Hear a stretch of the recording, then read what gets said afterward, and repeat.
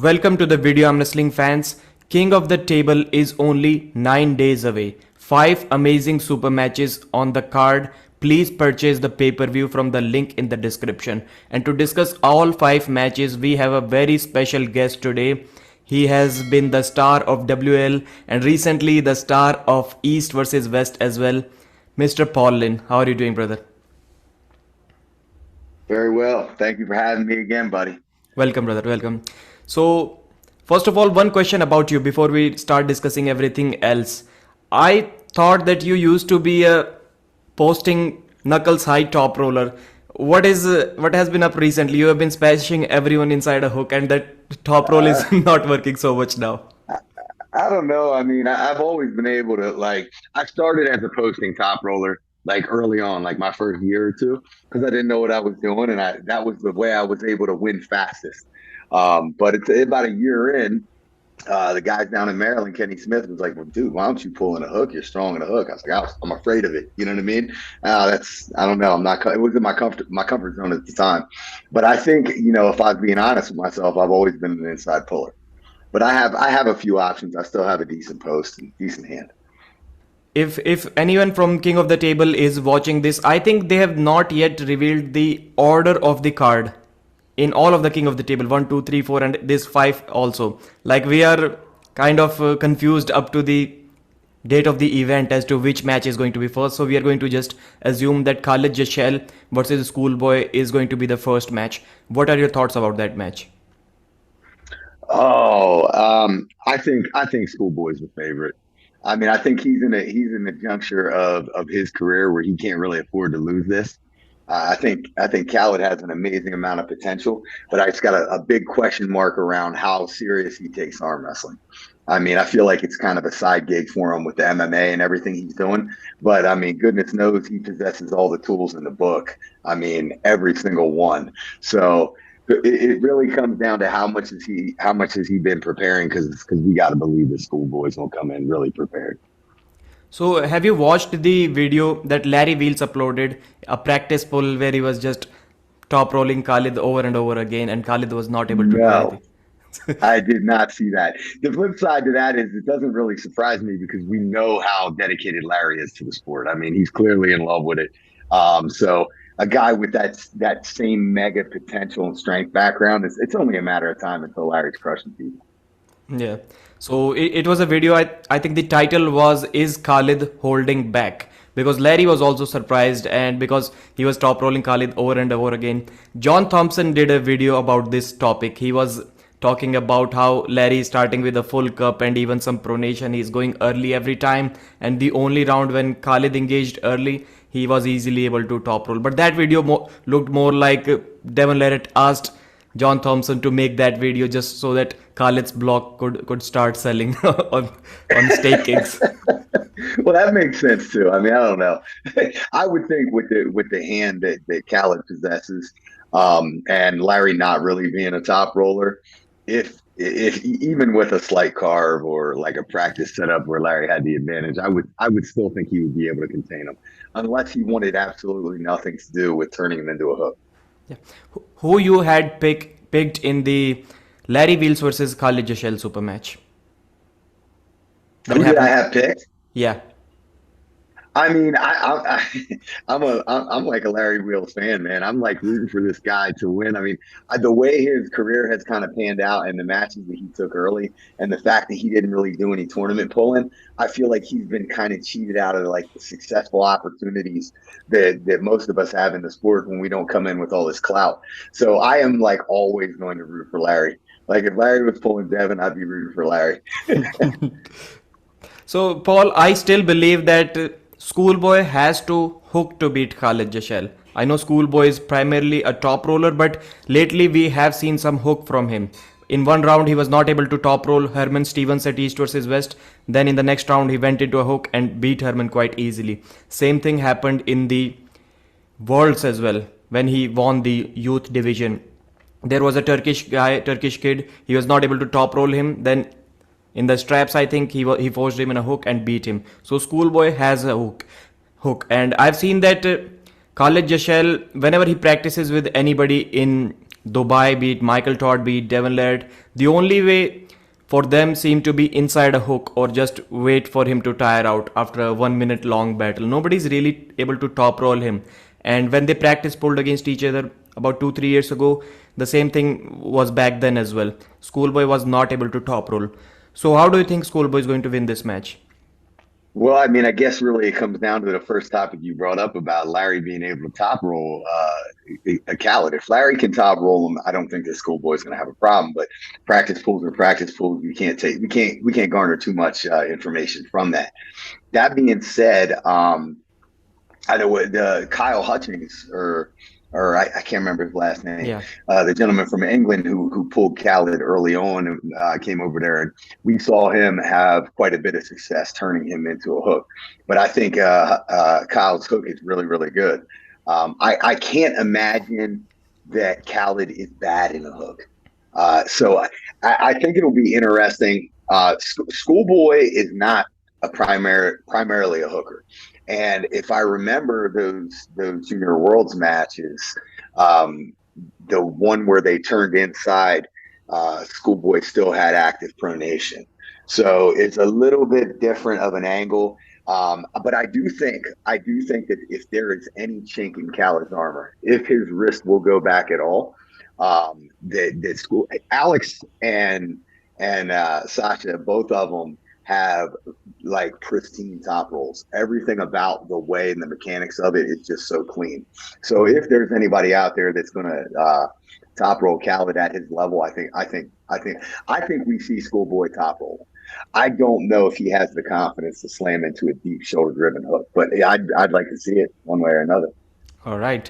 So next match is Lachlan Adair versus Iraklis Zirakashvili. Who is winning that match and why? Man, uh, I want to. I'm rooting for Lachlan. Just because we have similar time in the sport, we communicate, and he's been helpful to me and vice versa. And I think he's a good dude, and I just want to see him have success. If I had to put like my mortgage on it, I don't think that he's the favorite. Irakli is, I think early on, a lot of people have a mental image of Irakli being like a 198 puller, like a 90 kilogram guy. He's huge. He is huge. And he's not short. Like he's tall and he's big and he's getting bigger. I don't know if there's a catch weight for this match, but I know that the Georgians as a whole, that entire team, they are just growing at exponential rates. And his hand is something different. I got to grab him a little bit at East versus West, just feel around a little bit. His hands steel. I think it's going to be a tough go for Lachlan. Obviously, we saw him against Sandras, and I haven't had any firsthand experience with Sandras, but from all the Latvians, they say he's amazing. I can't help but think Irakli is right around that same level, but I'll be rooting for Lachlan one way or another. Yeah. And Paul, you were mentioning about Irakli's weight. I think he was still at that weight that you mentioned, near 90 kilos or a little bit above that during King of the Table. We know that at East versus West 2, I think he showed up at 105 kilos. But we don't know what happened after that. He dropped at least 10 kilos after that. So we are not sure at what weight Irakli is going to Man, show up for this match, but I doubt it is going to be more than 95 kilos. yeah, he was big when I saw him. He was big. Yeah, So 105. I don't know. He has that frame. He's built in a way where I can see him fluctuating. He has the height to put more weight on, but his structure, I could see him cutting back down if he needed to. But not familiar with the catch weight if there is one. No, no, there is no catch weight. So the thing is that many people saw that Lachlan can be top rolled. Sanders did that, and Irakli is also a great top roller. So this is why I think everyone is betting on Irakli Zirakashvili in this match. So let's move on to the next match. I'm assuming it is going to be David Dadikian versus Artem Morozov left arm match. So who do you think is going to win this match? Oh man, um, uh, David. I don't know. I mean, he looks super dominant uh, in his last outing. It like he looks. I don't know a whole lot about him, but I know what I do know is Artem Morozov is a weirdo. Like I did when during COVID when he was doing I forget I forget the name of the promotion that he was doing. He had a couple breakout matches when nothing else was going on, and I saw him competing at those, and I figured he was like 6'2", like 240 or something like that. Then I meet the guy at East versus West, and he's like 6'5", 280, and shredded and leaner than me. And he's not like he looks like Dolph Lundgren from Rocky. Um, I, and he's a great dude and he's funny. So I'm rooting for him, but I don't know how to pick this one at all. My gut tells me, um, just based off of Artem's age and his trajectory and how dominant he's been, especially left-handed. Uh, I gotta. I'm supporting him, and I also believe that he will win. And King of the Table and also East versus West, both of them are doing such a great job at highlighting these high level European talents. I think Artem Morozov got only one famous video before that when Devon Larratt made a video about him and commented how great this kid really is. And David Dadikian as well, he was not very well known before he started pulling with Denis Siplankov, and Angin Terzi invited him. Now everyone wants to see these guys, even though they do not Right. speak English. So it shows that if the talent is there and the promoters are willing to put out the faces, they will get recognition. And after that, you can invite them again and again so that they can give you something back as well. Well, one thing Engen does a good job is he really encourages those guys to learn English. And I know, listen, I couldn't learn another language if somebody took a book of it and beat me in the head with it. There's no way I'd learn it. But like Artem, for instance, like from the United States perspective, we get so caught up in like personality and perspective and the backstory and everything, and it's easy for Americans to think these Europeans are all robotic and dry. Artem and a bunch of these guys, like, I mean, they're not. They have like he's funny as hell. You know what I mean? I wish I could understand his language because I think I would be laughing the whole time. So these guys have charisma. We just got to get to the point where we can understand them. So yeah, I mean, I love it because Engen's really pushing these guys to the forefront, and they deserve it. They're great, great dudes. I think, Paul, the good news for Artem Morozov in this match is that this match is going in a hook. When we saw Artem against Tobias Sporong, when Tobias Mhm. Sporong top rolled him, Artem had to immediately switch over to hook, and then he beat him Yeah, in a hook quite comfortably. David Dadikian is not going to top roll Artem. It is going in a hook. And maybe it is a good news for David as well because he is killer inside a hook. So we don't know, maybe Artem tries to run away from his hook and top roll this time. man. I wish I don't know. I early on I was of the opinion I thought that Artem was like a left hand dominant arm wrestler, not necessarily left handed, but a better left handed arm wrestler. And if his left is anywhere near his right, and we see what he was able to do with Dave Chaffee, pseudo inside. If his left is close, I just he's a super freak weirdo. Yeah. So I don't know. This will be very, very interesting for sure. And obviously there's going to be a big weight difference. So that aspect of it, I like to root for the smaller guy, but Artem's a special dude. And I think that I'm not talking about the rankings, but I genuinely believe that even if Levan and Vitali return on the left-handed rankings, these two can still make the top five in the world right now. David being Right, around 112, 115 kilos can still be a top five lefty. This is how dominant his left arm really is. right. So I think maybe I'm giving a slight edge to Artem Morozov in this match, thinking that he has the top roll option Okay. as well if it is needed. So next match, I think if you were the promoter or if you were Khaled Jashel or if you were Ryan Bowen, in what order would you want this second match? Khaled versus Ryan Bowen. After Khaled has already competed in Schoolboy. So would you want it immediately after that or as long of a break as you can have? If I'm the promoter, I want I want the match not right after, because then it becomes even more of a sideshow.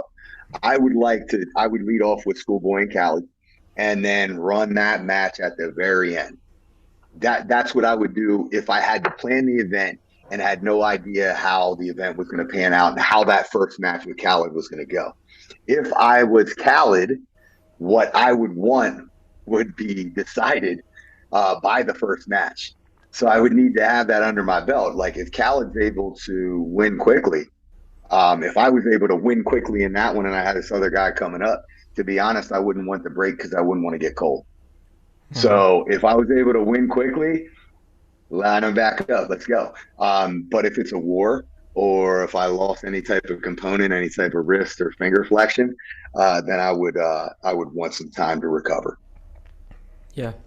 And King of the Table have a great business vision to grow the sport and to grow their brand as well. Many people do not like to see Khalid Jashel on the card. They are saying that he doesn't take arm wrestling seriously. So why you are inviting them? So if they are inviting Khalid again and again and giving him two matches on one card, it means he has something. Like he drives those views, those pay-per-view sales, and people like to see him no matter what they say. Well, and that's one of the conundrums in this thing. And I think if you really look at all promotions as a whole, the ones that are doing well are striking a really good balance between what the non like dedicated arm wrestling fan would want and what the dedicated arm wrestling fan would want. And I think King of the Table is doing a great job because listen, Schoolboy is probably as notable, if not more notable, than Devin Larratt to the average person. He's become, especially like kids who are into social media, big time, they know who Schoolboy is. Anytime one of the kids I coach finds out I arm wrestle, it is either do you know Devin Larratt, do you know Schoolboy, or this biker ETN or whatever from these are the three people. Do you know them and can you beat them? So the reality of it is it's very, very important for the growth of the sport, and it's very, very important for the sales of pay-per-view because there are a lot of non-arm wrestling fans who will tune in to see Schoolboy pull Khaled Shell. So whatever the levels are of these two guys, well, however serious or unserious they take the sport, whatever that may be, they are incredibly integral for the growth of the sport. So I think King of the Table is doing a great job, and I think they're doing a great job of mixing in other aspects, like having Brandon Allen on there. Like this is what we need. We need to reach out to these other strength communities because there is interest there, and if we have the best interest of the sport in mind, we'd be willing to do that. So I think, Paul, that if Khaled Jashel loses easily against Schoolboy or if he beats Schoolboy easily, I would give Ryan Bowen a 0% chance in that match. People are saying, yes, Ryan Bowen is back, he's heavy, he's Right. 98 kilos, he's feeling healthy, and he beat Bogdan Stoika, but Bogdan Stoika is a 95 kg arm wrestler. Khaled Jashel is like 115 kilos ripped. He's not in the same weight category, and his hand is going to be incredibly difficult to deal with for Ryan Bowen. So I think if Khaled is fresh, whether he wins or loses against Schoolboy, he's going to beat Ryan Bowen for sure. So Ryan takes a lot of flack, but I'm rooting for him to win this match, partially because it's a no-win situation, and he's going to take heat no matter what happens. So at the end of the day, I would like to see him win this match. There's a built-in excuse for Khaled. So he already arm wrestled him. People will make excuses for him if Ryan does beat him. So he has the easy out. Why wouldn't he take the match? Ryan's the one who's going to take all the heat. One thing I will say about Ryan is Ryan is going to test Khaled's arm wrestling IQ. From watching Khaled, I think he's actually very difficult to set up with. Just from watching kind of what he does and his static strength and just the overwhelming size and strength of his hand. But I think, Ryan is going to pull out all stops to take everything away from him. Plus, he just got this boost of confidence with the Stoica match. So I'm rooting for the guy. I'm rooting for Ryan, and I really hope he doesn't take too much flack because I know he's I guess he wasn't handling the last bout of it too well. So who is winning this match? Man, Ryan Bowen's winning it, Great, great. but no one wins. No one wins. No one Hmm. wins at the end of this, and there's been a lot of videos done about it, Yeah, and I do think it's a no-win situation. for sure. But again, this really when you talk about Khaled and Ryan, It kind of falls into that same category of like Khaled and Schoolboy. Ryan is a notable, affluent, and very vocal member of the actual arm wrestling career or arm wrestling community, but he's also kind of on the fringe too, where he does a lot of different things, and he's garnered, I believe, that a lot of his following started out as non-arm wrestlers. He's bringing a lot of people to the sport, and I think Mhm. it's globally. So he really does fit into that category. But really kind of at the same level as Schoolboy, where he's a legit arm wrestler too. So I hope he wins. Do I think the match is silly? I mean, I don't think it's silly. I just don't think anyone wins. I think it's kind of like uh, it's. I would never, ever, ever accept that. From my perspective, if I was Ryan, I would not do Mhm. it. So Okay. hats off to him for walking into the hornet's nest. Yeah, he was like, Core Sports called me up for this match, and I asked him, "Am I getting paid for this?" And they said, "Oh, yes, of course, I'm in." So the final match, He's he's yeah. on the Todd Hutchings level already. I'm So a the final professional. match, Pet me. yeah.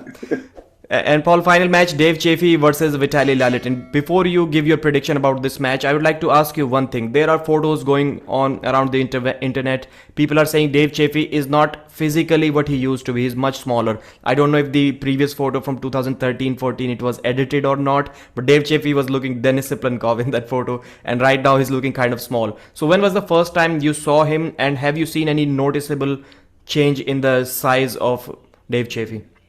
I mean, I've been arm wrestling for 6 years. I met Dave my first year. I do not remember Dave any fluctuating any more than 10 pounds outside of 275 pounds. I don't know how heavy he was. I didn't ask him how heavy he was when he pulled plank off. When we were at King of the Table, I asked him how much he weighed. He said 275. I'm always right around there. So I don't think that, and I see his videos all the time on Facebook, and I'm able to like I communicate with and see quite often his training camp in Bartwood and James Wagner and Hynoski and Adam Wilmot. I talk to those guys all the time, and I don't think that he's fluctuating at all. So if there's maybe there was a time where he was over 300 pounds, but that's unbeknownst to me. I know he's taking a match seriously. I don't love the stylistic matchup for Dave in this one, like style versus style. Although Dave has trained, he's known for his side pressure, his flat handed side pressure, and just for being a total tank with any type of wrist flexion inside. Um, if you go back to the Morozov match, he's transitioned to more of like a back pressure driven top roller, almost like a whole hand top roller. Um, and he looks very proficient. I mean, that's where he was dominant against Morozov, in that whole hand, like flat wrist, back pressure, and pronation. Um, my concern there is that does not marry up well with Dave's forearm, his lever length against Vitaly. Vitaly's arm is so long, and he's a pure low-handed top roller. Where if you try and grab that hand whole-handed, that's just if it were a game of rock paper scissors, you're picking rock to the paper. So I don't love the stylistic matchup. Of course, I'm always going to root for Dave, and we know that what regardless of where you have him ranked in the world, I think it's general consensus is he's ranked very very highly for pure strength. So I don't know how long it goes. If it goes into like the late rounds, I think that'll be a disadvantage for Dave because his endurance has been in question as of late, and that's probably because I don't know how much he really gets worked. As far as his group, I don't know how well they're able to tax him out. He doesn't have he doesn't have the ability to pull with another arm wrestler with the horsepower at the level that he has on a regular basis. Yeah. So there's a lot up in the air there, but I love David. He's a great dude. He's a good human being all the way to his heart. So I got to root for him, but there's part of me also that really wants to see Vitaly have success too after what we saw with Saliev. Like getting him back on the right track because I do believe that Devin always talks about it. These guys are natural giants, And this is, if someone is going to contest Laban in any of the in the near future in any way, shape, or form, I think it has to be Vitalik. So I'd like to see him have success as well. So it's a tricky one for me. I think, Paul, if Vitali wins this match, it is going to end quick, like Pushkar used to beat Dave Chaffee, like just smash him to the side. Yeah. And because Dave Chaffee is so powerful, we haven't really seen that Todd Hutchings style done with Dave Chaffee. Like if you lose your wrist against Dave Chaffee, there is no going sideways against Dave Chaffee without your wrist. He will beat you for sure. Maybe Vitali is strong enough, he's tall enough that he can load him up with a lot of pronation and hope that Dave Chaffee gets tired. But the thing is that Vitali is fast as well. Some guys are Yeah. just explosive, like Hermes Gasparini. Once the match Mm-hmm. engages, he's explosive. You're also kind of in a same way, not really fast, but you're explosive. But Vitali looks fast, like his reaction off the go. Yeah. It seems to be very quick, which can be a troublesome thing for Dave Chaffee. So your final prediction: who is going to win this match? Oh man, if I'm betting my mortgage, if the mortgage is on the line, I'm probably gonna have to go with the safe money being with Vitali, but I'm pulling for Dave big time, and I do think that there's a good possibility that he has what it takes. Yeah. I also think that maybe Dave Chaffee can take a few rounds. We have seen Dave getting tired, but he got tired inside a hook when those guys put him in a hook. Yeah. Maybe when Dave's wrist is tired enough after 2 3 rounds, maybe Vitali. I heard someone say that Vitali can also. Travis was saying that I won't be shocked if Vitali hooks Dave in the third round and beats him. Because I don't know about after that. he gets tired, maybe that is accessible if he still That's keeps risky. loading. If he keeps That's loading with a really, lot of really pronation. risky. Yeah. I don't see Vitaly being that risky.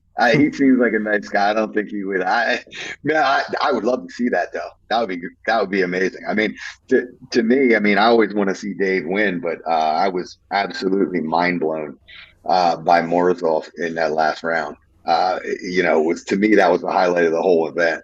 Um, Amazing. So if it goes there, I mean, let's see what happens. So thank you very much, Paul Linn, for joining, guys. The link to Paul Linn's channel, even though he's not uploading anything there, will be in the description.